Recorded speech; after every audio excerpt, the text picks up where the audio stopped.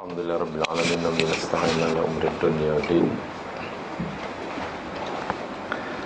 Salatu wassalamu ala ashrafil anbiya mursalin nabiyina rasulullah Muhammad wa ala alihi wa sahbihi ajma'in. Amma ba'd.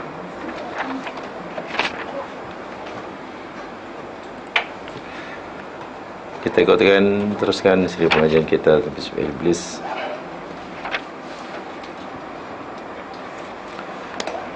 Dan kita masih bicara bab yang ke-8,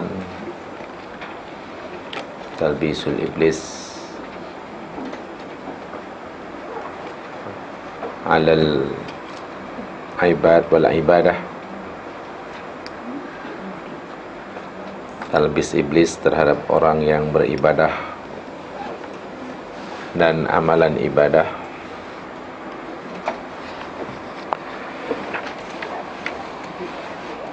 Sebelumnya telah kita pelajari talbis iblis terhadap mereka yang sedang mengangkat hadas dan menghilangkan najis, berwudu, al-istitabah wa taharah, mencari yang terbaik dalam bersuci.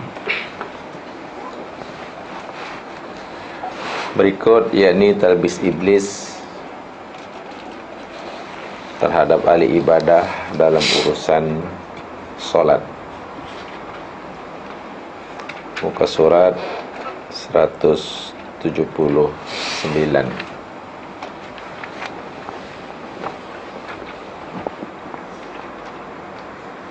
Tapi sebelumnya,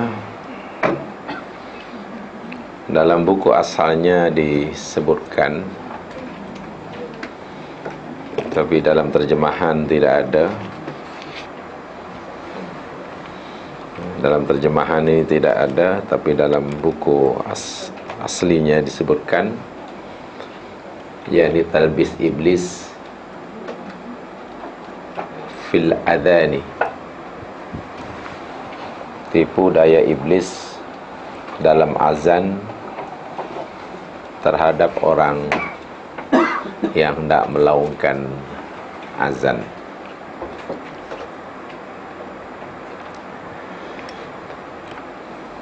Jadi ini saya tambahkan karena dalam buku asalnya ada, dalam terjemahan tidak ada. Sedia maklum bahawa azan merupakan syiar agama yang disyariatkan di dalam agama kita. Hadis Nabi SAW banyak menunjukkan perkara ini, mulai daripada asal usul azan, bagaimana cara orang Islam memanggil, mengajak, menyeru umat Islam lain untuk melakukan beribadah kepada Allah Subhanahu wa taala. Macam-macam cadangan yang dikemukakan oleh sahabat waktu itu. Ada yang mencadangkan nak menyeru orang sembahyang dengan meniup trompet, nakus. Ada yang memberi cadangan mengajak orang sembahyang yakni dengan menyalakan api. Tapi itu adalah perbuatan majusi. Akhirnya Rasulullah SAW menerima cadangan yakni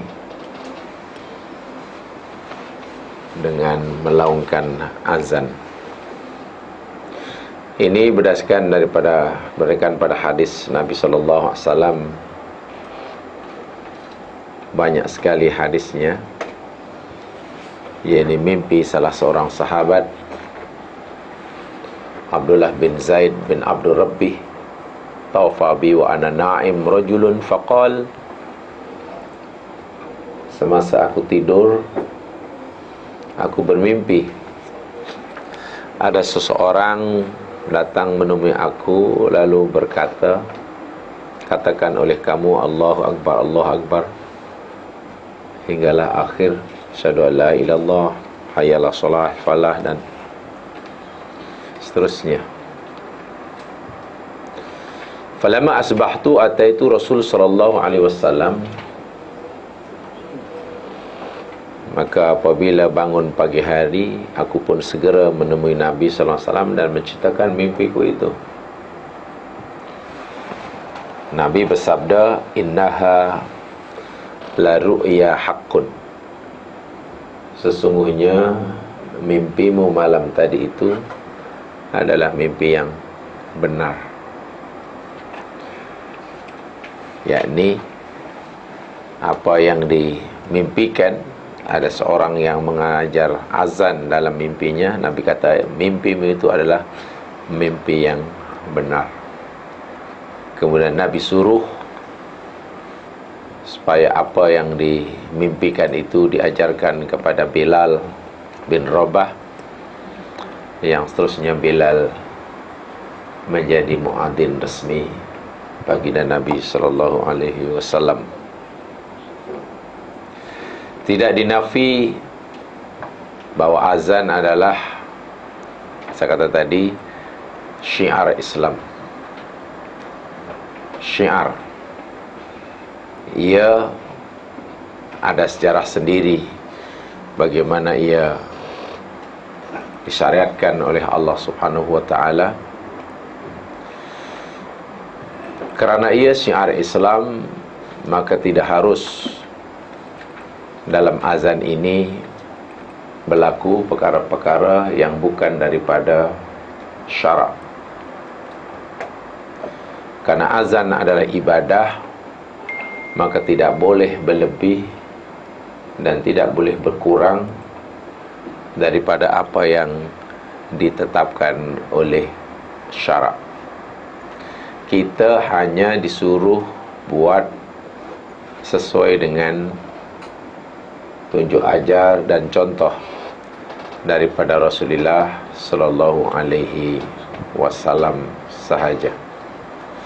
Jangan ada tokok tambah, jangan ada perubahan dalam masalah ibadah, melainkan apa yang dicontohkan oleh baginda. Ini penting, kerana bila seseorang muazzin telah melakukan pembaharuan atau tokok tambah dalam azan yang hakikatnya ia adalah ibadah yang telah ditetapkan oleh agama, maka itu satu di antara contoh talbis. Tanpa disedari, seseorang telah melakukan bid'ah terhadap perkara-perkara agama yang ditegah dan dilarang oleh agama kita. Satu di antara talbis di dalam azan, mas sekalian,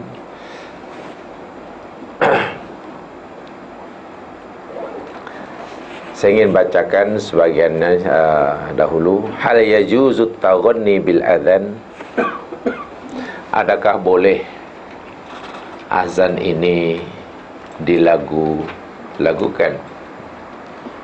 Adakah boleh, adakah harus azan ini dilagukan? Yukrahu taghanni bil adzan bihaitsu yakunu ala sabil at-tadrib wa at-tamdid az-zaid min al-khufil huruf ma lam yughayyir ma'na. Fa in ghayyara ma'na sara haraman la yasihu ma'ahul azan. Tidak disukai melagukan azan dengan cara memanjangkan, melebihi dari yang sepatutnya. Tadrib itu materi, yakni lagu yang berlenggak-lenggok lah. Katakanlah banyak hayya 'alas salah, Tapi karena ditadribkan, hayya 'alas shalah,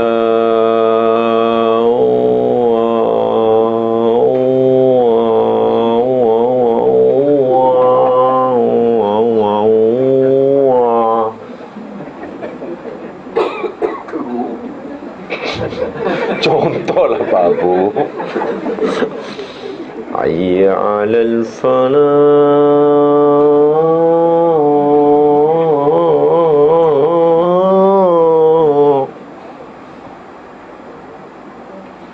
Bila ia tidak mengubah maknanya, hukumnya makruh, tidak disukai.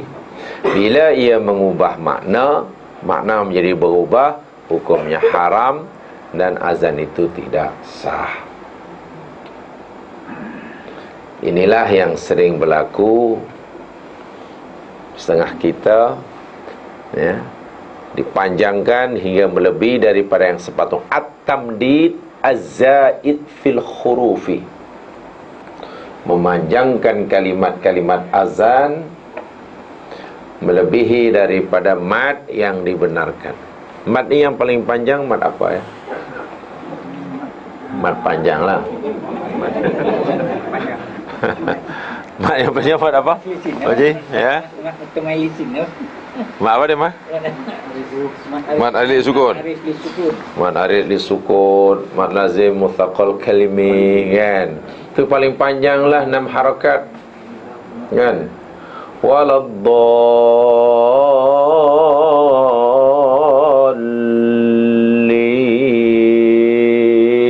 6 harakat lah.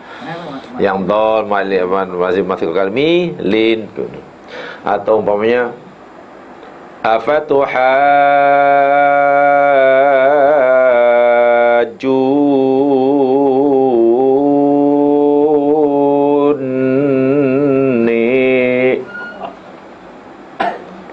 iaitu dah 2 jenis mad. Tapi kalau hayya 'alal falah, berapanya? Falah paling panjang. Hayya 'alal falah 6 je kan. Tapi kalau sudah hayya 'alal falah,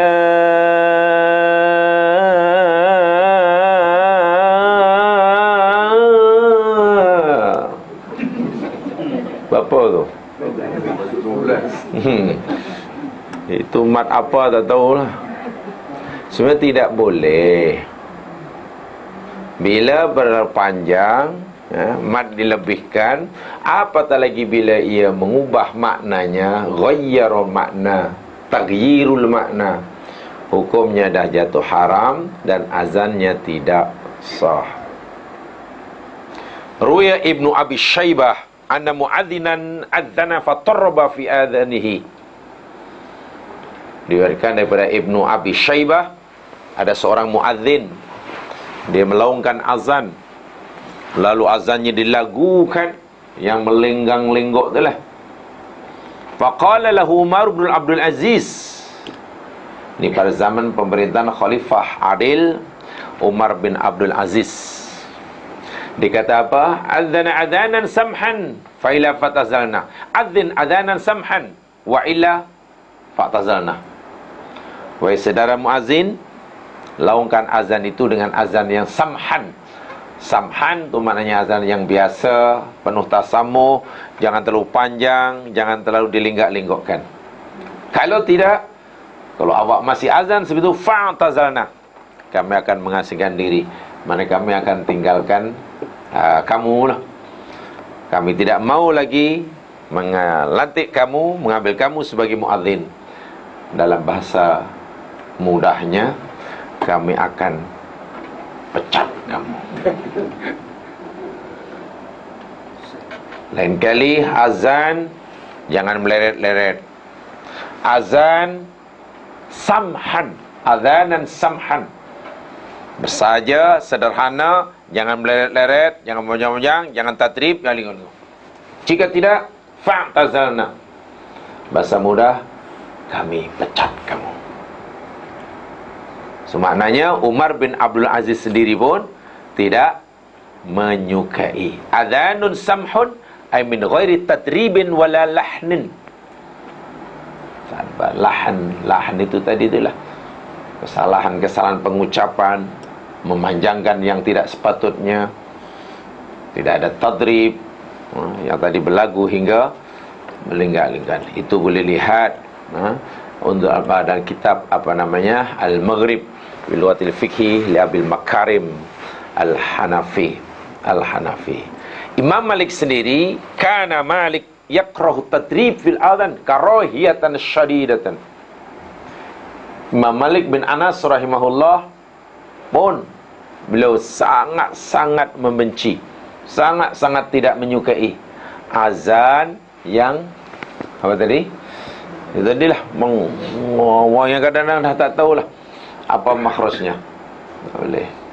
Ya cukuplah. Walaupun begitu, azan memanglah ya mas sekalian, seperti mana Nabi pilih Bilal bin Rabah pun kerana suaranya sedap, suara merdu.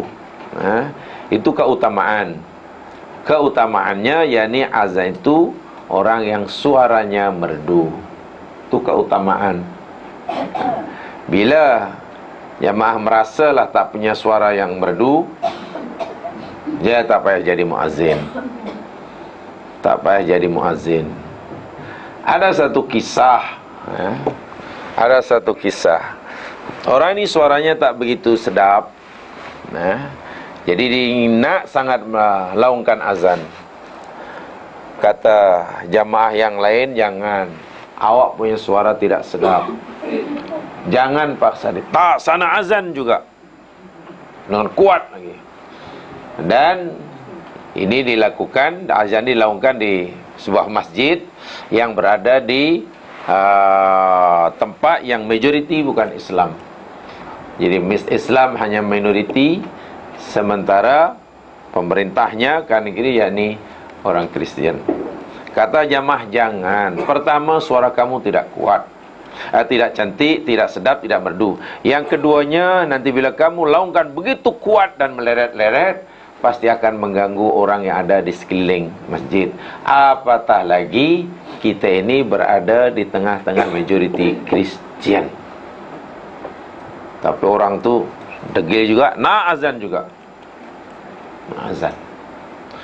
Jadi selepas azan orang pun semua dah, macam mana lah agak-agak masyarakat yang kini apa agaknya respon dia. Tunggulah, tunggu. Ini mesti mengamuk ni orang. Suara tak sedap. Tak sedap, kuat pula tu. Kuat. Tak lama kemudian, lepas azan, lepas solat, ada padri datang ke masjid. Orang pun sudah, apa yang jadilah padri datang ke masjid. Sebab ini minoriti ni, Islam minoriti di tengah-tengah majoriti Kristian. Orang pun apa agak-agak lah hukuman yang akan diberikan oleh si padri mesti mengamuk ni. Rupa-rupanya padri datang ke masjid tadi ingin memberikan hadiah kepada muazzin yang suara tak sedap, yang mengganggu telinga tu. Jadi orang pun heran, macam mana padri boleh suka? Ditanya siapa yang azan tadi, si fulan. Diberinya hadiah, dan padri mengucapkan banyak terima kasih kepada muazzin yang tak sedap lah. AJK masjid pun tanyalah kenapa Tuan Padri memberi hadiah dan ingin mengucapkan terima kasih. Kata Padri tadi, ya begini cerita dia. Anak saya sudah lama ingin memeluk agama Islam. Anak perempuan aku. Aku larang, aku halang, tapi tidak berjaya. Dia nak juga memeluk agama Islam, nak tinggalkan agama kami, agama Kristian. Sebagai ayah, apalagi seorang padri, tentu malu jika anaknya, ada ahli keluarganya, apalagi anaknya, meninggalkan agama Kristian dan memeluk agama Islam. Tak boleh, tak ada cara nak menghalang dia nak ikut Islam. Pagi tadi, dia mendengar azan. Lalu tanya kepadalah orang lain, suara apakah gerangan?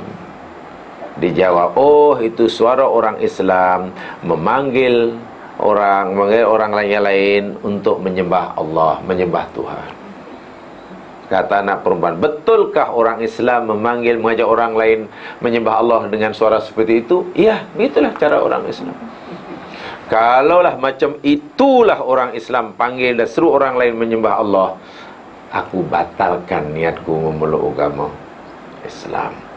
Si anak dara tadi tak jadi meluk agama Islam kerana kecewa mendengar azan tadi. Sebab buruk sungguh.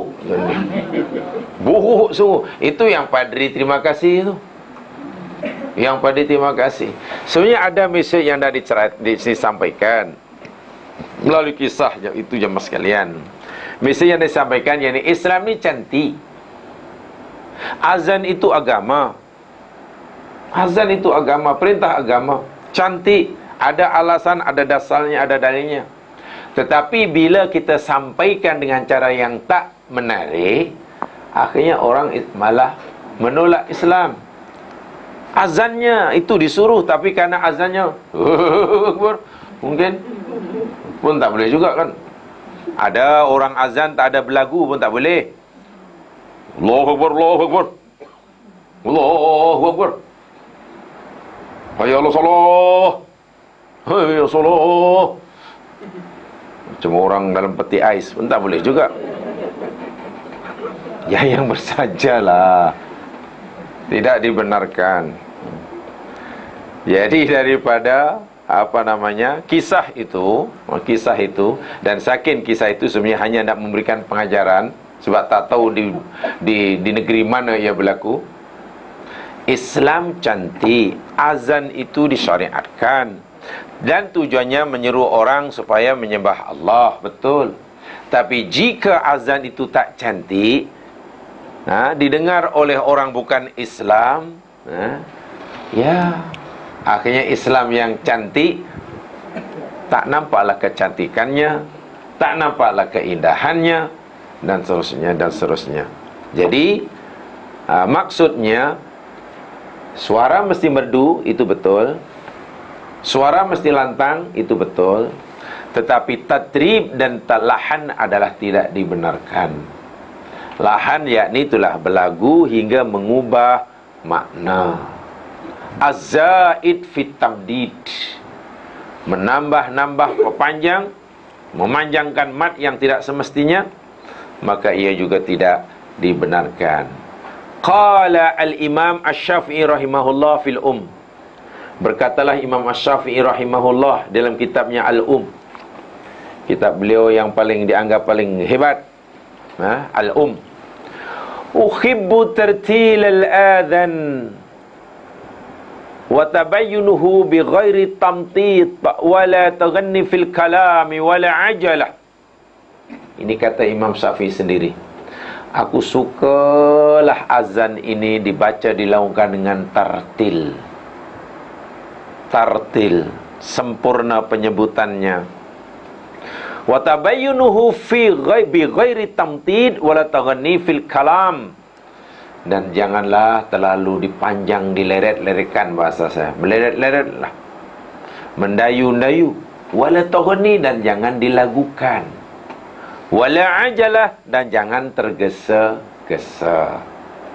Imam Asy-Syafi'i kata, uhibbu, saya suka sangat bila azan ini dilakukan dengan tartil, tidak dilagukan hingga mengubah makna, tidak terlalu panjang, dan tidak tadrib. Wattafaqal fuqaha ala anna at-tamthil wa taghani wa tadrib bi ziyadati harakah aw harfin aw maddin aw rafil awaliha wa liha makruh.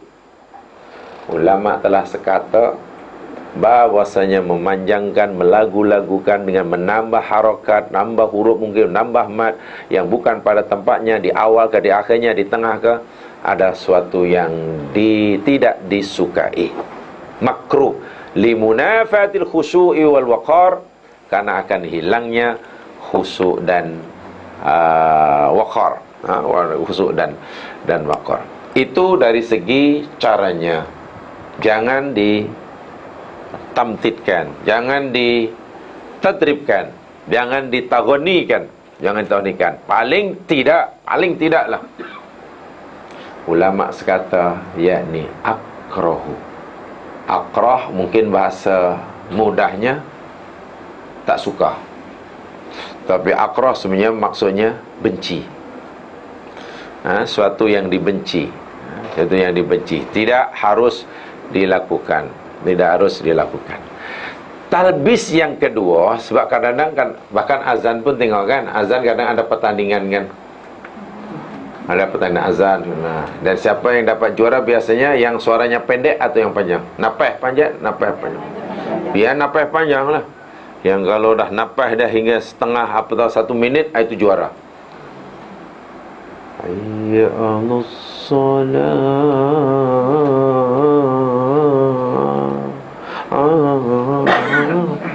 Lebih-lebih kalimah lafzul jalalah. Lafzul jalalah jangan dilakukan. Lafzul jalalah jangan dilakukan. Lafzul jalalah yakni kalimah Allah.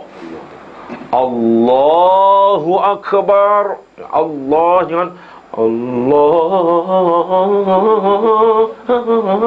Tak boleh. Lafzul jalalah. Sebab sekarang ada di laguan tu. Allah.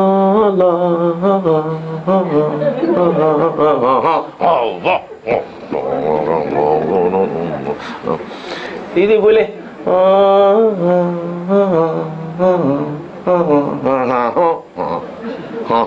Tu apa maknanya tak tahulah. Lafzul jalalah jangan dilakukan. Allahu akbar. Tak payah. Allah. Tak payah. Tak payah. Kecuali memang orang itu ada penyakit macam tu. Atau mungkin azan di kutub terlalu sejuk. Allah jangan dilakukan lafzul jalalah. Yang ada yang setengah saudara-saudara kita tu lah kan sekarang tentang tren lagu yang sedang apa ya? Sedang apa ya? Apa dipanggil itu? Apa ya? Sedang trendy lah. Kan yang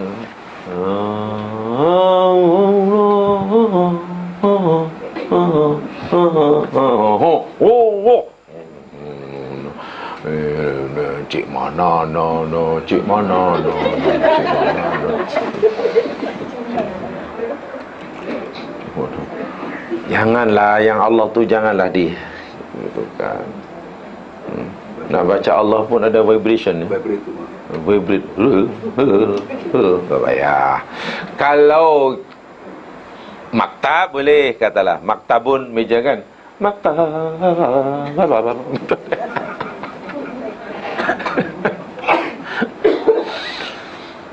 Baik, talbis yang kedua, inilah betul-betul tidak ada dasar ya mas sekalian, tidak ada dalil daripada Nabi pun tidak ada, dari sahabat pun tidak ada, daripada imam mujtahid 4. Walaupun dia mujtahid sebenarnya sangat banyak.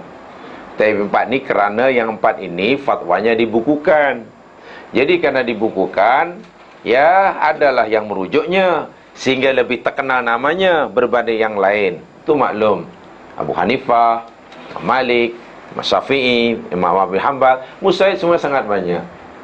Tidak ada satu pun dalil daripada Quran, daripada hadis Nabi, amalan sahabat, tabi'in, bahkan termasuk imam yang 4 tokoh tambah dalam azan sebelum dan selepasnya. Hampir setiap muazin bila nak azan mesti baca apa biasanya nak azan? Subhanallah walhamdulillah wa la ilaha illallah wallahu akbar. La hawla wa la quwata illa billahil aliyyil azim. Allahumma salli ala Muhammad wa ala ali sayyidina Muhammad. Allahu ya karim. A'udzu billahi minasyaitonir rajim. Bismillahirrahmanirrahim. Astaghfirullah. Qul Allahu ahad, Allahus samad. Lam yalid wa lam yulad. Oh, baru azan kan? Dari mana datangnya tu? Dari mana datangnya? Coba. Kan dia sendiri kan, Nanji? Inilah jadi kalau ditanya ada keadaannya anda apakah apa ada anggap ini sebagai ibadah? Mungkin ya. Ini ibadah. Kan ini bacaan tasbih. Subhanallah tu kan tasbih. Alhamdulillah itu tahmid, takbir. Apa salahnya? Ini bukan tasbih, tahmid, tahlil, solawat itu yang salah. Anda sudah menokok tambah. Tempoh hari saya nyatakan, dalam masa-masa tabi'in ada orang bersin, ya. Bersin ke berzin? Bersin. Beracu. Ada orang beracu. Acu. Betul lah. Beracu namanya. Acu. Dulu ada kawan saya, setiap aja bersih ni, dia bukan aci mana, tahu. Tak tahulah, suka sangat makan tahu kan. Tahu. Dalam hadis, dalam hadis, himpunan hadis, Bulughul Maram, bagian akhir Kitabul Adab, disebutkan situ. Hakul muslim alal muslim situn. Hak orang Islam terhadap orang muslim yang itu ada 6. Satu di antaranya, idza atisa, apabila ia bersin, lalu memuji Allah, fahamidallah, fasamidhu, maka doakan dia. Maknanya bila kita bersin, kita disuruh oleh Nabi baca alhamdulillah. Sudah. Nabi bersin alhamdulillah, sahabat bersin alhamdulillah, ini diberi, dan yang dengar pula doakan dia, ya. Itu je. Tiba-tiba ada orang bersin tak puas dengan alhamdulillah. Alhamdulillah wassalatu wassalamu ala Rasulillah. Dah tambah dah, ada tokok tambah tu. Alhamdulillah salatu wassalamu ala Rasulillah. Salawat tu. Salah seorang sahabat Nabi dengar, bukan begitu yang diajar oleh Nabi. Jika kamu tidak ingin sentuh api neraka, tinggalkan salawat itu.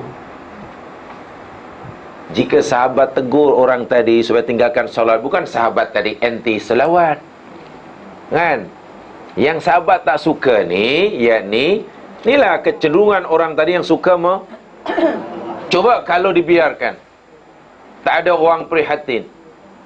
Hacung, alhamdulillah, salatu wassalamu ala Rasulillah. Nanti yang lebih lancar bercakap panjang. Assalatu, alhamdulillah, salatu wassalamu ala Rasulillah wa ala alihi wa sahbihi wa mawalih, amma ba'du. Jam. Hacu, alhamdulillah, bismillahirrahmanirrahim, qul huwallahu ahad, Allahu samad, lam yalid wa lam yulad wa lam yakul lahu kufuwan ahad. Setiap bersin baca kulu, setiap bersin baca falaq wa nas, setiap bersin baca yasin. Bukan baca yasinnya yang tak boleh, menokok tu. Ini yang kita kena faham.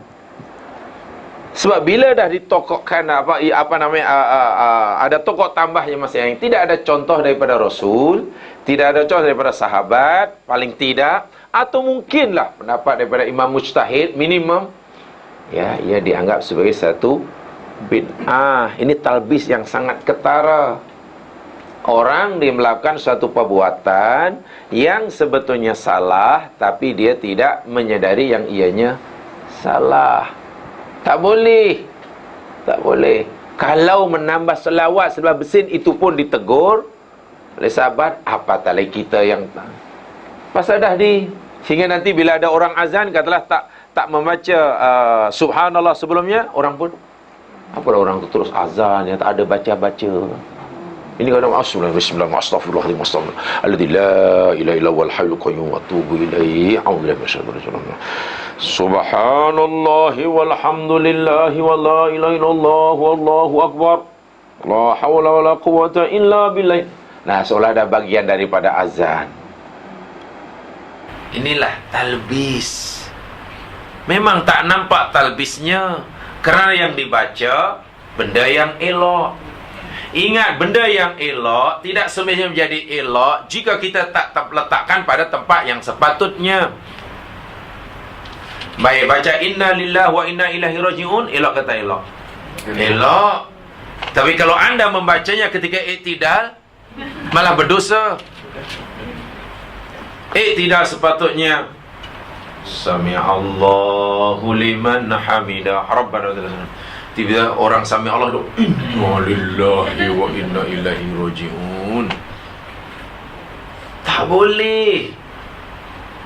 Jadi benda yang elok ditempatkan bukan pada tempat yang kita disuruh oleh agama untuk melakukan tempatnya, menjadi tidak elok. Ni, solawat, baca itu sebelah juga tidak perlu ada lah. Karena Nabi pun tak ajar, sahabat tidak ajar, tabi'in pun tidak ajar.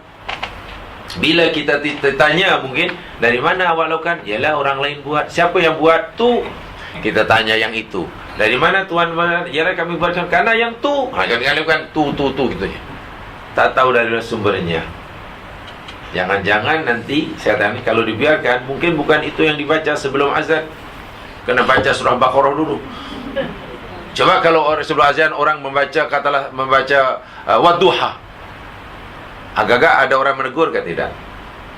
Sebelum azan, bismillahirrahmanirrahim, wadduha wal laili idza saja ma wada'aka rabbuka amma bi ni'mati rabbika fahaddits. Baru azan. Agak-agak ada orang tegur tak sekarang? Ada ya? Insyaallah ada sekarang, ada itu sebab baru. Tapi coba kalau diamalkan selalu amal selama 1 tahun, 2 tahun, 20 tahun, 50 tahun, 60 tahun, setiap kali orang nak azan baca wadduha. Masa itu ada orang tegur tidak? Dan tu bahkan bila negur kita dianggap salah. Dia tu baca wadduha tu, Quran tu, kenapa awak tegur? Inilah kadang hanya karena dah dibiasakan lah. Mula-mula mungkin dahulu tidak ada orang yang prihatin. Bila dah dijadikan satu amalan seolah ia amal ibadah, bila kita menegurnya dianggap salah. Inilah talbis. Yang mendengar begitu juga. Yang mendengar, bila kita dengar azan, jamaah sekalian, azan dilaungkan, kita adalah ikut apa yang diucapkan oleh muazzin tu. Ya tak payahlah, tak payah cerita yang lain, dengar je. Dengar, jawab, ikut apa yang diucapkan oleh muazzin. Jangan ada berkata-kata kecuali ketika muazzin membaca hayya 'alas shalah, hayya 'alal falah. Banyak sekali hadisnya, banyak sekali.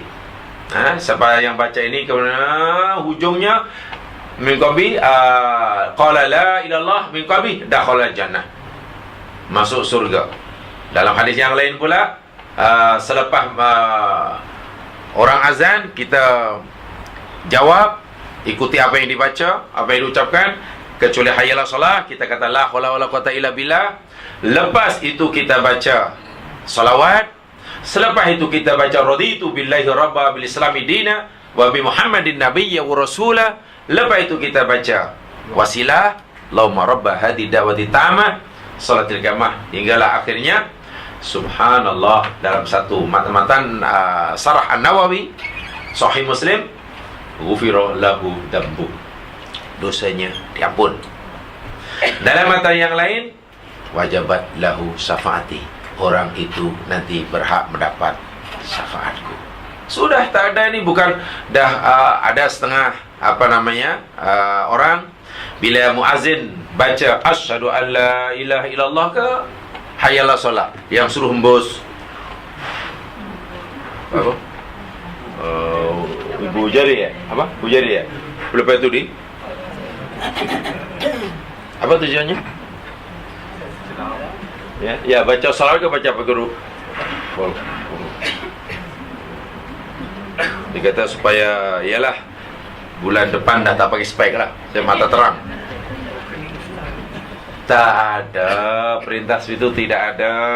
Lepas apa yang ada, ikut saja apa yang diucapkan oleh muazzin. Jangan baca Allah.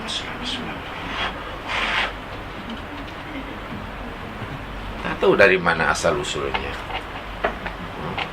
Dari mana asal usulnya tidak dijelaskan. Lihat sajalah dalam Sahih Muslim, Sahih Imam Nawawi, masya-Allah banyak sekali ayat hadis-hadis berkaitan seperti ini. Hinna sami'al muazzin asyhadu an la ilaha illallah. Ketika mendengar muazzin kan, ikut saja apa yang diucapkan kecuali hayya 'alas shalah, al-falah, la haula wala quwata illa billah. Apa sebab? Selain hayya 'alas shalah ini semuanya zikir. Muazzin kata Allahu Akbar, itu zikir, kita pun suruh zikir sama. Tak ada jawapan. Bila kita mendengar orang zikir, jawapannya zikir sama. Allahu Akbar, Allahu Akbar. Oh, dia zikir. Allahu Akbar, Allahu Akbar. Asyhadu an la ilaha illallah. Kita pun sebab dia zikir. Tapi semasa muazzin panggil kita, hayya 'alas shalah, maknanya apa ya? Mari kita solat. Hayya 'alal falah. Jom kita meraih kejayaan. Jom. Kita pun takkan nak ajar lagi. Hayya 'alas shalah, hayya 'alas shalah. Kita pun la haula wala quwata illa billah. Nabi suruh kata begitu. Maknanya, ialah engkau ajak kami salat, engkau ajak kami untuk meraih kejayaan. Walau bagaimanapun, tak ada daya, tak ada upaya, melainkan dengan Allah. Illa billah. Kita pun nanti muazzin kata Allahu Akbar, Allahu Akbar, dia zikir, kita pun Allahu Akbar, Allahu Akbar. La ilaha illallah, dia pun zikir, kita pun la ilaha illallah. Kemudian bacalah solawat. Solawatnya kena lengkap, solawat Ibrahimiyah. Solawat Ibrahimiyah. Allahumma sholli ala Muhammad wa ala Muhammad kama shallaita ala Ibrahim wa ala Ibrahim wa barik ala Muhammad wa ala Muhammad kama barakta ala Ibrahim wa ala Ibrahim fil alamin innaka. Lepas itu baca raditu billahi robba bil islami dina wa bi Muhammadin nabiyya rasulah. Lepas itu baca Allahumma robba hadi da'wati tamma ila akhir. Balasannya Nabi kata dalam satu matan, diampun dosa sebelumnya. Matan yang lain, orang itu berhak mendapat syafaatku. So itu bila azan dilakukan, senyap, dengar saja, jawab saja, jangan bising, jangan cakap.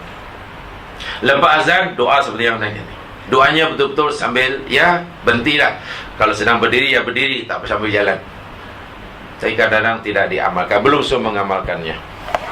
Ya, biasanya bila muazzin la ilaha illallah, orang pun la ilaha illallah. Adalah dalam 5 saat apa yang dibaca itu? Laju sangat. Sepatutnya kan apa ya? Salawat pun ada, raditu billahi robba pun ada, doa pun ada. Tapi ni hanya baru macam ni dah. Sebenarnya tak payah bunyi pun tak apa ya mas sekalian. Sunat pun tidak. Kenapa mesti tak payah bunyi pun? Itu kena. Itu boleh ada Tanwirul Hawalik, Syarhu Muwatta' Malik pun ada. Lain kitab syarah Muwatta' Imam Malik. Nama kitab itu Tanwirul Hawalik, yang dikarang oleh Abdurrahman bin Abdul Jalaluddin As-Suyuti pun ada juga. Dalam Subul Salam pun demikian juga, kena baca salawat. Dan tidak ada bacaan lain selain itu. Dengar azan, orang azan kita dengar, ikut apa yang diucapkan. Tak ada bacaan salawat, tiup ke 2 ibu jari, sapu-sapukan. Sudah ada talbis. Jangan kadang-kadang bukan muazzinnya yang kena talbis, yang mendengar pun talbis. Dan lebih teruk talbisnya, yang azan pun azan, yang dengar pun tak dengar, kepala burak sendiri. Itu lagi bukan talbis, itu torbus. Dengar azan bising sendiri, itu bukan talbis lagi dah. Memang dah dikurung dan torbus iblis. Jangan. Ya, kalau banyak ada orang Assalamualaikum, ya salam. Ya sudah, tak payah. Apa khabar? Bila tak payah. Nanti aja lepas azan burak. Usahakan begitu. Usahakan begitu. Bahkan kalau ada kawan mungkin tidak memperhatikan mendengarkan azan, ya hendaklah ditegurlah. Ditegur. Dalam hadis Muslim, Nabi-Nya tengok, arju an akuna anahu. Aku berharap sangat yang dimaksudkan dapat wasilah, jadi tawasul, dapat sahibus safil itu adalah aku. Faman sa'ala lil wasilah, dan sesiapa yang meminta bagi wasilah, halat lahu syafa'ah, maka berhak baginya syafaat. Hadis riwayat Muslim. Dan banyak lagi. Pertama, jadi kalau kita ingin dosa kita diampun, ikuti seperti mana hadis Muslim tadi. Kedua, bila kita ingin mendapatkan syafaat Nabi, tempahlah dari sekarang ketika azan. Sarannya jangan ada talbis. Ima yang muazzin, jangan ada talbis. Ima yang mendengar, jangan ada talbis. Talbis maknanya tipu daya iblis. Iblis kacau kita sehingga kita melakukan apa yang tak sepatutnya kita lakukan, atau mungkin kita meninggalkan apa yang sepatutnya kita buat. Sebab azan adalah syiar Islam. Azan adalah zikir. Azan adalah ibadah. Tidak boleh ada tokok tambah. Ya, tidak boleh ada tokok tambah. Di samping itu jamaah sekalian, azan adalah satu-satunya, kalau boleh kata begitu lah, perintah agama yang kita disuruh melaungkannya dengan kuat, azan lah. Selain azan tidak. Solat pun kan kita tidak boleh menguatkan sekuat azan kan. Ada. Satu-satunya perintah agama yang sekalian yang kita disuruh melaungkannya dengan kuat, azan aja. Sebab itu apapun protes tentang suara azan sebenarnya kita tidak perlu layan.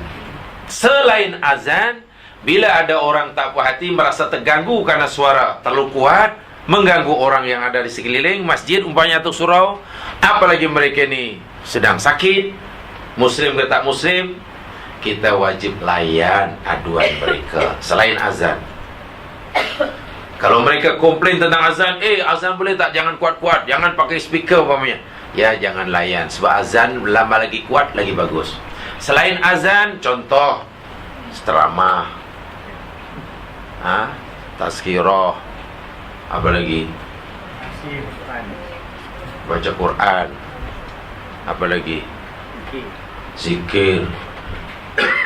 Kadang jamaah subuh, katalah apa namanya? Kadang subuh, kata sekarang subuh pukul 6. Oke lah pukul 6 katalah kan. Subuh pukul 6. Katakanlah. Lepas itu 5:30 dah baca Al-Quran. Itu pun tape recorder. Ingat tu, itu tape recorder tu. Bukan Bilal. Bilal macam ni. Tahu-tahu, habis katanya. Tukar. Tengok, 5 minit lagi dah. Pasang lagi. Jamaah sekalian, tidak ada arahan dalam agama. Okeylah, katalah kanan kiri merasa seronok karena diberitahu awal, karena dengan bacaan. Okey, sekarang katalah ada yang bukan tak suka, terganggu lah. Mungkin nak rehat, maklum dia baru balik kerja, dia kerja malam kan, pagi-pagi dia baru balik nak tidur.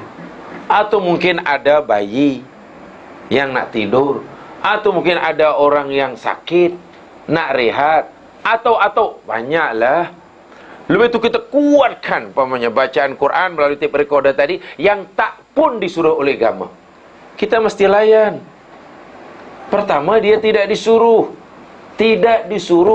Tapi disilah kadang-kadang kita ni, tengok sekarang sudah ada orang yang berani melarang kita baca Quran. Siapalah yang melarang baca Al-Quran? Memperdengarkan Al-Quran, melaungkan baca Quran dengan kuat hingga mengganggu orang itu tidak disuruh. Percayalah. Bukan membaca Al-Quran itu yang tidak boleh. Anda melaungkan baca Quran, memaksa orang lain mendengar bacaan Anda, itu tidak boleh. Dalam masjid, sini baca Quran, sini yang solat, orang tu baca Quran kuat, Nabi tegur. Wah, dalam masjid tu ada orang sedang solat, kamu baca jangan kuat-kuat. Ini malah volume dia full. Tak boleh. Itu kena layan. Atau mungkin sarahan, kuliah subuh ke kulapa, kadang mungkin orang katalah merasa dan dia buat, katalah dia merasa merasa gaduh dan mengadu kepada kita. Layan dia. Selain azan wajib kita layan. Tapi azan tidak boleh. Azan makin kuat makin bagus. Laungkan kuat-kuat. Itulah kena tahu bezanya ya meskian ya, sebab kita tak boleh paksa orang untuk mendengar bacaan kita, untuk mendengar kuliah kita, tidak, kecuali azan. Kena dijaga. Mungkin itulah dahulu yang jadi masalah sekejap di Kampung Kerinci ke belum? Ya, katanya ada orang komplain azan dulu, yang heboh sekejap itulah. Yang rupa-rupanya bukan azan, orang tu bukan orang Islam, tak tahu beza antara azan dan kuliah agamanya. Jadi yang dikuatkan dahulu kuliahnya ke apa? Usrahnya ke? Jadi merasa terganggu, mengamuk pula orang Islam. Kita tak puas hati, orang bukan Islam sudah berani kepada kita melarang kita azan dengan kuat. Bukan azannya. Kalau azan yang mereka komplain, jangan dilayan, sebab azan memang kena kuat. Tapi bila selain azan, bayangkan jemaah sekalian, mungkin orang apa ya, nasyid ke apa, hingga pukul 12 malam. Orang nak tidur, masjid nasib, masjid pula, oi, speaker tu letak atas menara, yang tingginya. Ya orang pun, apalah, dah tengah malam masih nasyid lagi di masjid. Mana boleh.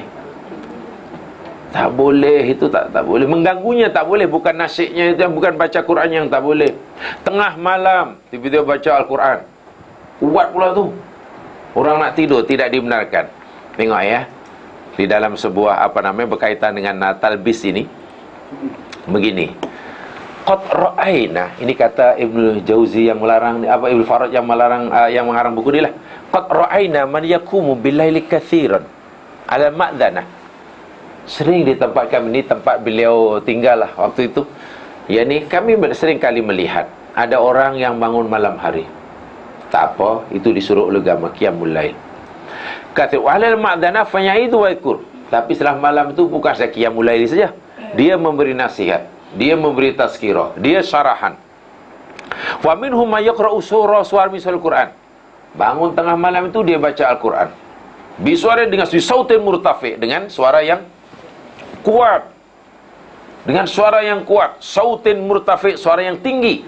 Fayamna'un nas minumihim, sehingga mengganggu orang yang ada sekelilingnya, mengganggu orang tidur yang ada sekelilingnya. Wa yakhtu 'alal mujtahidin qira'atuhum wa kullu minal munkarat, dan ia bercampur wa yakhtu 'alal mutahajjirin qira'atuhum. Sedangkan di sana ada yang tahajud, di sini baca dengan kuat, di sebelah sana ada orang tidur, yang di situ ada syarat tengah malam, katalah. Di tempat di mana pengarang buku ini berada waktu itu. Apa kata beliau? Kullun, semua itu. Bangun malam, bukan bangun malamnya ya, baca Quran yang kuat tengah malam tadi, memberi nasihat dengan yang kuat tadi tengah malam, sementara mengganggu orang lain yang tidur. Kullun, semua itu minal munkarat, daripada perbuatan mungkar. Agak-agak yang dianggap mungkar oleh Ibnu Faraj yang mana nih? Agak-agak yang dianggap mungkar tu yang mana? Mengganggunya tu bukan ni ya, jangan salah faham, jangan. Nampaknya pengarang kitab ni anti baca Quran. Bukan. Bukan. Dahulu ada, baru-barulah. Sekarang sudah tidak ada. Tak tahulah, mungkin masa nak buat itu mungkin fikir panjang atau tidak, atau terlalu semangat, wallahu alam. Di tempat kami tinggal, kan tak jauh di belakang tu ada uptown kan.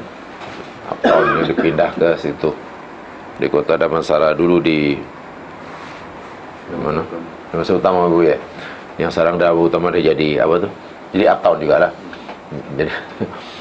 Jadi ada pasar. Pasar tu hari-hari ada, dah cantik pun. Ialah namanya pasar. Apalagi hari Ahad, orang nak pergi pasar, beli itu, beli ini. Apalagi masa itu lebih kenal sebagai pasar tani. Ada dewan, itu ada dewan badminton, ada badminton court, ada dewan warna keduri pun ada. Di sini ada orang belajar di sini. Ada di pasar, orang sedang nak pergi belanja, ada tazkirah, ada tazkirah, dan ustaz tu ada rajin yang datang. Sebelumnya baca Quran. Jadi adalah yang duduk, yang dengar tu adalah dalam 5-6 orang lah. Yang lain hanya lalu itu je lah, tengok je lah. Dalam hati saya, macam ada yang tak kena buat tazkirah di tengah-tengah pasar orang pasar. Adakah nak paksa orang nak pergi pasar, nak belanja ini suruh dengar? Dan bila tak, dan kita lalu itu pun rasa bersalah pula. Nak dengar. Kami ni bukan nak pergi syarahan. Pagi tadi di surau dah 1 jam dah, kan? Tak nak dengar. Ini usrah itu Al-Quran. Sekarang dah tak ada lah tu. Orang lalu pun saya perhatikan macam serba salah. Dia sedang baca Al-Quran, tak dengar. Salah ke? Tapi kalau dengar, kami pergi ni nak cari pucuk paku, dia lain kan. Sekarang dah tak ada lah tu. Jadi bagi saya, ya kena pada tempatnya lah. Tak semestinya kita hendak menunjukkan yang Islam ni hidup, kemudian hatta di pasar, di tengah-tengah perniagaan pun dibuat usrah. Bagi saya sangat-sangat tidak bijak lah. Tapi, yalah, akhirnya umurnya tak panjang lah majlis usrah tu. Umurnya tak panjang. Jadi, istilahnya mati sebelum ajal. Sekarang dah tak ada. Tak bolehlah paksa orang nak pergi belanja untuk duduk ni. Tak boleh. Semacam memaksa. Walaupun tak ada arahan memaksa. Dengan suara kuat ustaz tu, kerana kita mesti ingat bahawa hidup ni sementara. Hidup ni sementara. Walaupun kita juga perlu makan untuk menggemukkan jasmani, jangan sampai rohani kita lapar. Orang sedang makan, sebelah tu ada kedai makan tu. Abu pergilah ke uptown tempat saya tu. Meriah, memang meriah. Lagi malam. Oh, tiap malam sekarang memang tak ada. Tiap malam ada. Tiap malam bukanya pukul 10 hingga pukul 3 pagi. Tiap malam. Jadi kalau hari Ahad, itulah. Dia boleh, kita mesti ini, jadi kita mesti tonton. Memang kita boleh untuk mencari rezeki Allah SWT. Kita untuk memberikan santapan jasmani. Perlu. Kita perlu makan, kita perlu minum, kita perlu sukan supaya badan kita sihat. Tapi jangan lupa, kita juga mesti memberi santapan rohani. Jangan hanya kita sehat tubuh badan, kamu badan, tapi hati, jiwa kelaparan. Tak jauh daripada hanya beberapa ela, hanya beberapa kaki. Ada restoran tu, dan orang sedang makan pagi sarapan. Coba kalau dengar tu, macam sida aku. Memang tak kena langsung lah. Membuat orang serba salah. Kita macam memaksa orang dengar kita. Tak boleh lah. Jika nanti orang tu nak komplain tak berani. Kalau komplain takut salah pula. Dia belajar, dia mengaji, dia bersarah. Takkan aku nak larang tutup pula. Nampak jahatnya. Tapi kalau kita biarkan macam ada yang tak kena, yang memang tak kena pun. Macam inilah Ibn Farad katakan, semua itu mungkarat. Bukan baca Qurannya mungkarat, bukan baca tazkirahnya mungkarat, bukan zikirnya mungkarat. Time orang tidur, time orang rehat, sehingga nak tidur pun tak boleh, kena dipaksa untuk perbuatan itulah yang mungkarat. Lihat dalam ini. Jadi kena tahu bezanya sebenarnya. Jadi kena hati-hati bila masjid sampai tengah malam sampai, tak boleh lah baca yang bukan-bukan. Fasyaitanu idza ya'isa min ayyudil muslim atahu fima yaf'aluhu min a'mali thayyibah fayu'tiluhu anha. Syaitan ini yang masih bila dia dah berputus asa menyesatkan orang Islam. Syaitan apabila telah merasa berputus asa, hampir putus asa, nak menyesatkan orang Islam dengan melakukan maksiat, syaitan akan mendatangi si muslim tadi untuk melakukan amalan-amalan yang dari zahirnya nampak thayyibah. Nak suruh buat maksiat, gagal. Nak suruh buat maksiat, gagal. Nak suruh langgar larangan Allah, gagal.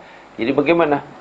Setan akan sesatkan dia dengan melakukan amalan-amalan yang zahirnya cantik. Kan baca Quran tadi cantik, kan zikir tadi cantik, kan? Tapi karena dilakukannya hingga mengganggu orang lain, dah menjadi tak cantik lah. Talbisnya di situ. Fa illam yastati fa inna yushakkiku fiha, fa illam yastati fa inna yahawilu ayadkhula fi hadhil ibadah asya lam tarid fid din. Kalau tidak berjaya lagi, timbulkan keraguan. Kalau tidak berjaya lagi, akan itulah menyuruhnya ia melakukan ibadah yang tidak ada daripada, yang tidak disuruh oleh agama. Asya lam tarid fiddin, yang tidak diperintahkan oleh agama. Fatakunu minal bid'ah, maka ia menjadi amalan-amalan bid'ah. Awil asya allati takrahun nas fiddin, atau perkara yang tidak disukai dalam agama. Wala saufa natanawal hadil asya' ala akhirati bi'idillah wa iyadu billah tu'madu billah. Dalam kitab talbis dinyatakan begitu. Jadi berkaitan dengan azan dan secara umumnya selepas itu nanti semua bab ibadah je yang dikacau, yang ditalbis oleh iblis. Imam muazin kena tahu, pertama, jangan dilagu-lagukan, jangan tamtid, jangan tabdid, jangan tatrib. Linggok-linggok tadilah. yang ada vibrate tadi lah. Lebih-lebih lagi lafzul jalalah. Saya tahu jamaah bukan muazzin, jadi sebenarnya tak begitu sesuai lah saya sampaikan di sini, sebab jamaah bukan muazzin. Ya, pengetahuan lah. Khasnya lafzul jalalah jangan ditinggalkan. Jangan ada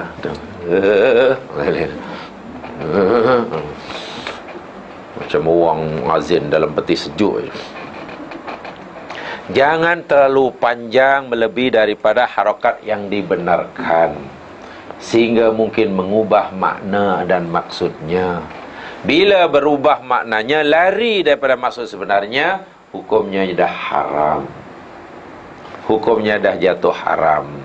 Kemudian daripada segi tokok tambah bacaan-bacaan, tidak harus ada bacaan-bacaan tambahan yang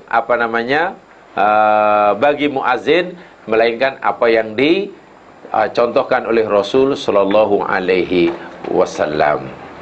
Jadi bila ada contoh, buat. Bila tidak ada, ya jangan ditokok tambah. Nah, azan terus sajalah.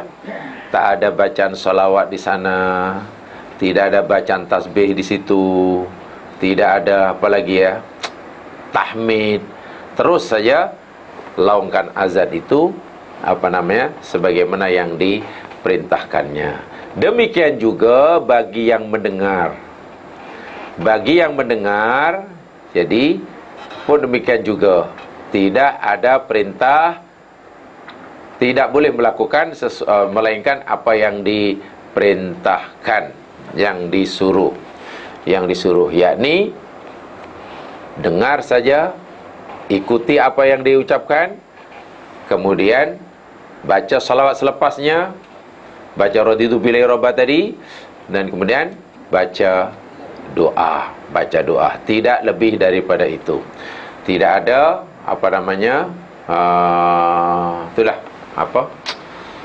doa-doa selingan, salawat-salawat tertentu dihembuskan tertentu. Dan sebab itu pun kadang-kadang diajar ya, bila dengar saja asyhadu alla ilallah, baca salawat 3 kali, hembuskan ke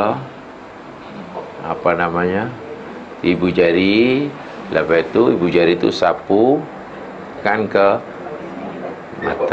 bawah mata. Apa ya hikmah dia, fadilah dia? Mata jadi terang. Oh gitu ya. Mata jadi terang. Alahai simpelnya. Saya ya, memang itu disuruh, memang itu adalah dipanggil tathwib. Tambahan itu dipanggil tathwib. Tathwib yakni tambahan as-salatu khairum minan naum.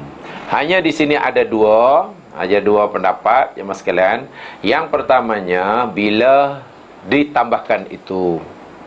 Sebab dalam riwayat tathwib yakni as-salatu khairum minan naum itu ditambahkan pada azan yang pertama. Azan subuh ni 2 kali ya sunatnya.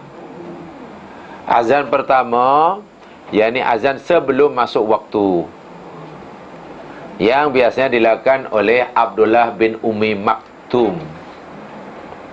Pada zaman Nabi ada 2 muazzin, seorang namanya Abdullah bin Ummi Maktum, yang kedua namanya Bilal bin Rabah. Bila Abdullah bin Maktum azan, tu maknanya belum masuk waktu subuh. Nabi kata makanlah. Ni bagi nak puasa lah, tu sahur tu makan. Di situ ada as-salatu khairum minan naum dalam satu riwayat. Nanti bila dah masuk waktu subuh, Bilal pula yang disuruh azan oleh Nabi. Bila dah azan, dah tak boleh lagi makanlah sebab dah masuk waktu subuh. Yang kedua, taswib yakni ada pada azan yang kedua, yakni azan Bilal, as-salatu khairum minan, itu panggil taswib. Solat itu lebih baik daripada tidur. solat itu lebih baik daripada tidur. Maksudnya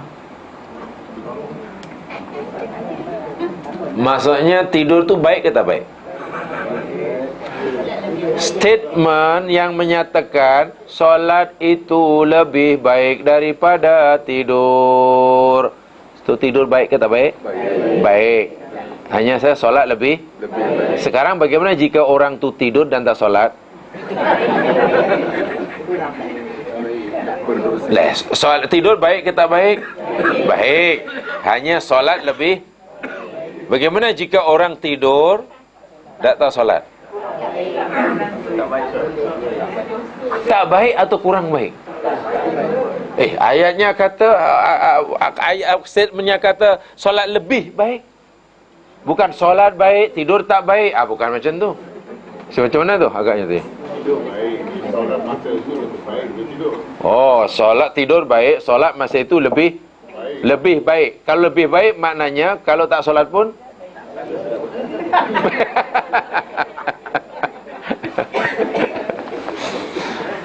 sekarang begini ajalah. Solat baik, tidur baik. Cara memahaminya begini. Dari sudut mana solat lebih baik daripada tidur? Kan begitu pertanyaannya. Kalau Nabi ajar kita solat itu lebih baik daripada tidur, bila itu kita lakukanlah.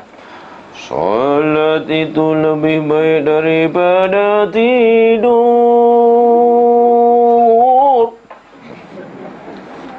Nasib baik azan bukan bahasa Melayu. Kalau bahasa Melayu bahasa Melayu bunyi dia.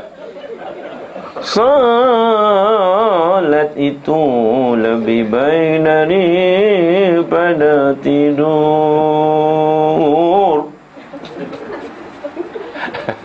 Solat lebih baik daripada tidur. Daripada segi mana, dari sudut mana, dari aspek mana? Gamaknya. Sebab solat baik, tidur baik. So, lebih baik dari sudut mana tu? Di sinilah yang mungkin agak-agak. Silakan. Lebih baik daripada segi agama dia daripada ibadah tu. Dari segi ibadah. Dari segi ibadah, solat lebih baik daripada tidur. Okey. Dari mana agaknya baiknya? Pada masa itu. Pada masa itu je lah. Gitu. Jadi mana statement tadi hanya berlaku pada masa itu je lah. Atau ada yang lain? Jawapan yang lain. Saya tidak tahu, tapi akhir-akhir ini ada orang yang cuba mencari rahsia di sebaliknya. Dan hasilnya luar biasa. Ini dilakukan kajian oleh Dr. Agus Mustafa namanya. Seorang nuclear scientist. Kelayakan akademik dia. Tetapi belajarnya masa muda di pondok. So mana tahulah, tafsir tahulah, bahasa Arab tahu. Walaupun akhirnya dia menjadi seorang saintis, nuclear scientist. Dan dia ada makmal. Dia punya makmal. Ada nama makmal dia, yakni Padma. Dia punya makmal dia punya laboratorium dia namanya Padma. Padma. Padma. Padma itu short form daripada Padang Mahsyar. Ya, nama dia Padang Mahsyar. Karena dia seorang saintis, maka dia buat kajian secara saintifik. Ada 3 alat yang digunakan. Satu alat yang digunakan untuk mengukur gelombang getaran yang dipancarkan oleh otak, dipanggil apa namanya? EEG. Untuk mengukur gelombang getaran yang ni wave daripada otak. EEG ke ECG? EEG. Yang kedua, yakni alat yang digunakan pakai untuk mengukur gelombang getaran jantung. Namanya ECG. Dan yang ketiga inilah yang banyak membantunya, yakni menggunakan dipanggil foto aura. Foto aura. Beliau membelinya daripada Germany. Dan kamera ini bukan boleh menangkap image, gambar, itu biasa, foto-foto. Kamera yang ada sekarang itu tangkap. Tapi kamera yang tercanggih daripada Jerman setakat ini, jadi boleh mengambil gambar aura seseorang. Bukan heat. Bukan heat kita, tapi aura. Kalau heat kita badan panas, sejuk itu, tak payah pakai kamera, tanya nyamuk pun tahu. Bila api tak ada, cuaca panas, badan berpeluh, insyaAllah nyamuk datang. Bila ikon sejuk, biasanya nyamuk. Apa sebab ya? Ya, bila panaskan badan kita mengeluarkan haba. Dan haba itu warnanya lain. Tanya nyamuk. Gelap gelita sekalipun nyamuk tahu jadi mangsanya. Ini orangnya ni. Sebab itu bila ikon, badan tak ni, haba tak banyak keluar, nyamuk tak nampak lah. Walaupun kita nyalakan lampu, nyamuk tak nampak kita ada di situ. Sebab mata nyamuk Allah dah bekalkan begitu canggih, luar biasa. Luar biasa. Tapi bukan itu. Foto ini, kamera ini boleh mengambil gambar aura seseorang. Orang marah, auranya berbeza dengan orang tak marah. Macam itulah. Orang marah tak sama dengan orang tak marah. Aura dia. Orang senang hatinya, tenang jiwanya, tak sama auranya dengan orang bengkak. Betul. Bengkak. Kan? Orang risau, gelisah, sedih, sesedih-sedihnya, stres, tak samalah aura dia dengan orang yang khusyuk, tenang. Bahkan aura kita semasa kita jaga, sedar seperti ini, tak samalah aura yang keluar daripada getaran gelombang jiwa kita apabila kita sedang tidur. Luar biasa kajian ini. Ini kajian ilmiah. Orang sedang tidur, dipasang 3 alat tadi. EEG, ECG, dan foto aura. Tengok di skrin macam mana gelombang otaknya. Oh, EEG mengeluarkan graf seperti ini. Oh, EEG-nya begini. Oh, auranya sudah. Dan diulang-ulang kajian ini. Hasilnya orang tidur sebenarnya orang yang sangat tenang. Sangat tenang. Allah pun beritahu dalam Al-Quran, wa ja'ala naumakum subatan. Dan Allah jadikan tidur kamu ini subat. Subat maknanya rehat. Orang tidur yakni orang yang rehat. Memang rehat setidaknya. Gelisah, penat macam mana kalau boleh tidur, hilanglah benar. Risau hilang. Dikejar-kejar ahlung pun kalau boleh tidur, tiba-tiba hilang rasa takut. Ya, hilang. Orang yang dikejar ketakutan kerana dikejar ahlung, bila tidur hilang. Kecuali masih terbawa malah mimpi. Yang mudah tenang. EEG dia menggambarkan ketenangannya, ECG dia mendatangkan ketenangan jiwanya. Gelombang auranya sudah mendekati warna cerah, kuning muda. Sudah cerah lah tu. Orang kemudian ini sudah dah oh begini kesimpulannya. Kemudian ada orang datang ke makmal dia, ke lab dia. Orang yang sedang banyak masalah, stres, suruh duduk, diambil dengan 3 alat tadi. Ya, yang pasti kacau lah. Galaunya kacau sebenarnya. Dan gelombang aura dia berwarna merah menyala-nyala. Menyala-nyala. Dibagilah, suruh wudu, suruh sembahyang, suruh baca Quran. Dah agak tenang, ambil semula. Buat lagi kali kedua. Aura yang keluar daripada tubuhnya sudah berwarna, mulai mendekati warna cerah. Kemudian pergi ke pondok, sekolah agama. Pelajar-pelajar yang istiqomah dalam melakukan ibadah sunat. Siangnya puasa, malamnya solat. Siangnya siam, malamnya qiyam. Ni, tapi yang istiqomah, bukan sekali-sekala. Bismillah. Puasa dia itu pun yang dipilih, yang puasa Nabi Daud. Sehari puasa, sehari buka, sehari puasa. Jadi mana jiwa dah tenang lah tu. Malam hari ketika mereka sedang solat. Jadi dengan itulah peralatan tadi. Sebab orang budak ini dah biasa khusyuk, jadi tak ada masalah lah. Dibuat kajian berulang kali. Subhanallah, gelombang getaran yang dipancarkan oleh otaknya melalui EEG, melalui ECG jantungnya, bahkan melalui foto aura dia, aura yang dikeluarkan sudah mendekati warna putih, mana sangat-sangat cerah. Dan menurut kajian beliau, apabila aura ini berwarna cerah, maka jiwanya relatif lebih tenang. Yang paling hebat sekali bila aura itu berwarna putih. Bila putih namanya cahaya. Quran kata nur. Nur. Dan nur itu sebenarnya pancaran yang paling halus.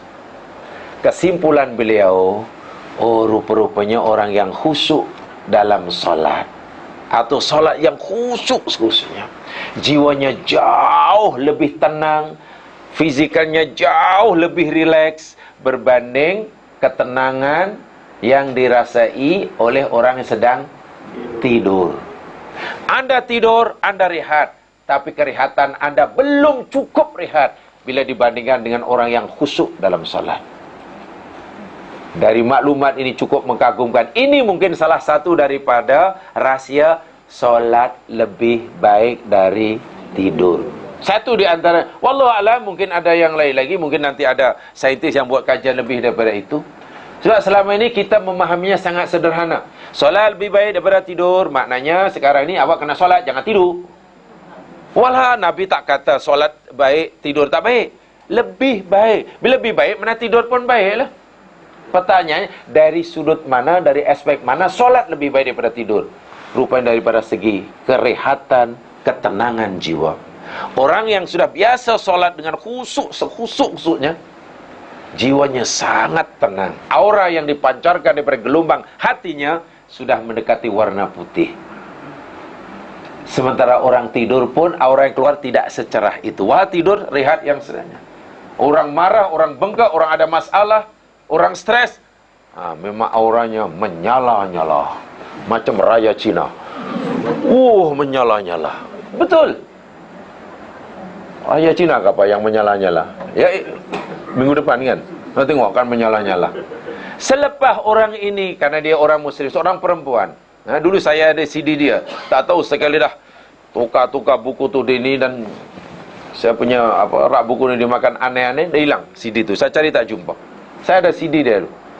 Orang ini latar belakang gini, ada masalah, lepas itu suruh sembahyang. Okeylah, duduk sini, sekarang ambil air sembahyang. Wuduk, kemudian sembahyang. Bacalah Al-Quran yang anda mampu baca yang mana. Ibu, saya orang perempuan, ibu baca Quran mana, surah yang mana yang ibu boleh baca. Oh, ini. Setelah baca lagi, coba mungkin ada wirid yang boleh ini. Baca apa wirid yang biasa? Oh, baca subhanallah. Tak apalah, baca subhanallah setenang-tenangnya. Mau besok berpuasa? Oh, mau puasa. Selepas sehari dua, suruh baca ini. Lalu itu masuk lagi makmal dia, sambil dia sedang baca Al-Quran dengan khusyuk, salahnya khusyuk, diambil lagi dia punya aura dia. Rupanya aura dia sudah bertukar berwarna merah nyala-nyala, sudah menjadi warna kuning muda. Bermakna orang ni bila hatinya tenang, jiwanya memancarkan gelombang warna yang sangat-sangat cerah. Dan aura yang paling cerah boleh diperoleh oleh seseorang bila seorang itu solat dengan khusyuk. Saya yakin satu di antara makna hikmah di sebalik as-salatu khairum minum itu. Satu di antaranya, wallah alam, mungkin ada yang lain. Sebab solat lebih baik daripada tidur. Yang mana ya? Agaknya mungkin kalau tidur tak exercise, solat exercise. Mungkin. Ya sila. Sebab sekarang ni solat kan ada berdiri, duduk, rukuk ni. Nah, soalnya tak kembung lah. Kalau tidur kembung. Mungkin itu. Ya silalah, fahami. Tapi ada kajian ilmiah yang melakukan Dr. Agus Mustafa. Dia seorang, ya berkelayakan dari segi akademik memang sangat layak, karena beliau seorang saintis, nuclear scientist, dan seorang engineer lah. Kiranya seorang engineer itu. Saya bukan engineer, saya insinyur. Saya insinyur. Ya, saya buru-buru saya insinyur. parut kelapa. Parut kelapa tu orang Perak panggil enjin nyok. Iyalah enjin nyok tu parut kelapa lah. Bukan IR.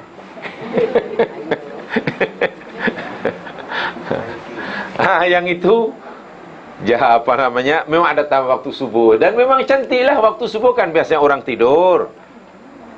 Orang tidur. Tetapi makna yang di sebaliknya bersifat umum lah. Artinya, bayangkan ya, subhanallah, ini rahsia apa kemujizatan Rasul sallallahu alaihi wasallam. Jadi kalau kita ingin mencari keterangan rehat yang serehat-rehatnya, setakat ini kita diberitahu tidurlah. Dan itu tidak dinafikan. Siapapun bila boleh tidur, memang hatinya tenang. Mengantuk itu pun sudah tenang. Satu di antara nikmat Allah, anugerah Allah, tentera Allah, yang Allah antar kepada orang mukmin ketika nak berlaku perang Badar, mengantuk. Orang mukmin ditimpa mengantuk dan mereka boleh tidur, boleh mengantuk, boleh ni, walau esok dia nak berperang. Pengalaman perang tidak ada. Itulah perang pertama kali, tentu macam-macam yang difikirkan. Dalam keadaan risau, Allah bagi dia nuas. Nuas maknanya mengantuk. Bila mengantuk, tak ada risau, tak ada. Sebab itu bila kita masih boleh mengantuk, bersyukurlah. Lebih-lebih lagi bila kita masih boleh tidur.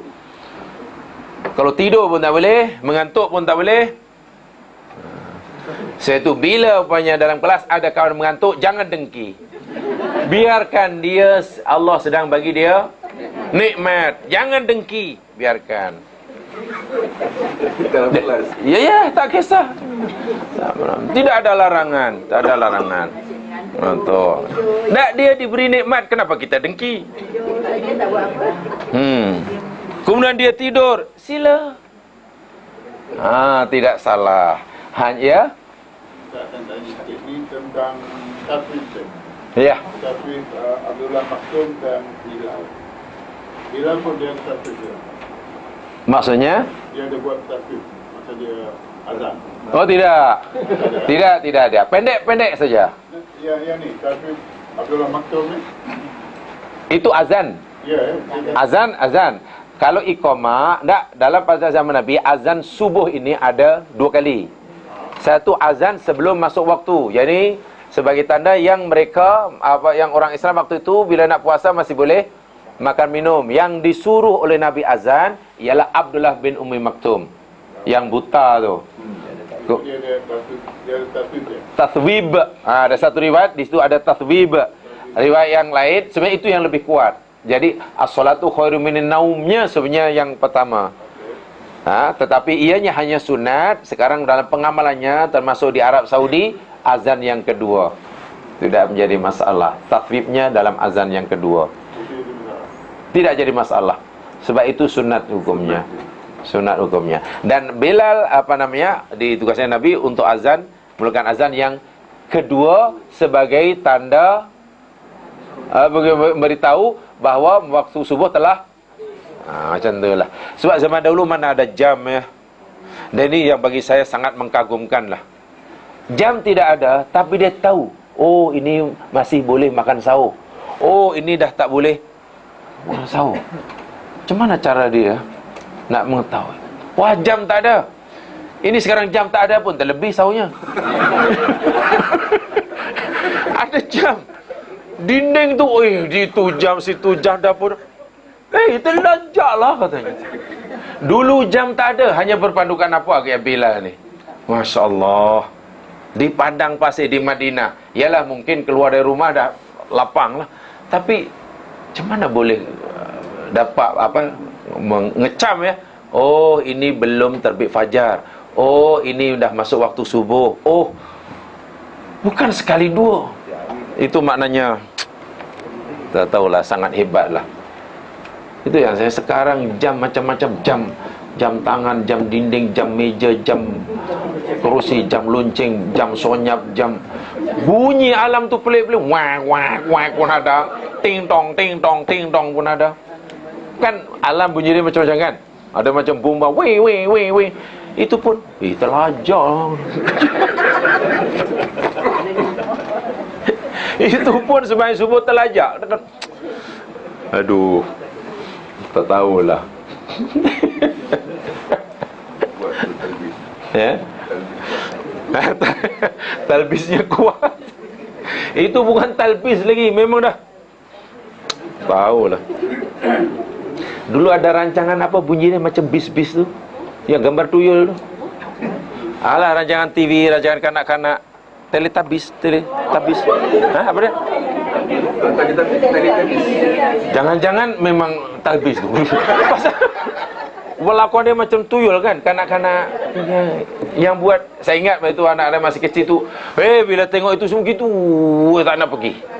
Jangan-jangan memang ni talbis ni. Kan gambar tuyul ke apa ke, budak-budak teletabis ke apa, talbis. Yalah, mungkin nak disebut talbis nampak sangat, jadi teletabis. Dekat-dekat lah tu, T juga, ujungnya bis juga. Jadi ingat teletabis. Kan budak-budak suka kan. Ya, saya ingat masih apa budak ni tak mana-mana nak tengok juga, nak tengok. Apa seronoknya. Ya, mungkin pasal talbisnya lah kot. Itu rancangan apa? Amerika kah? Amerika kan. Wallahu a'lam. Mudah-mudahan diberkati.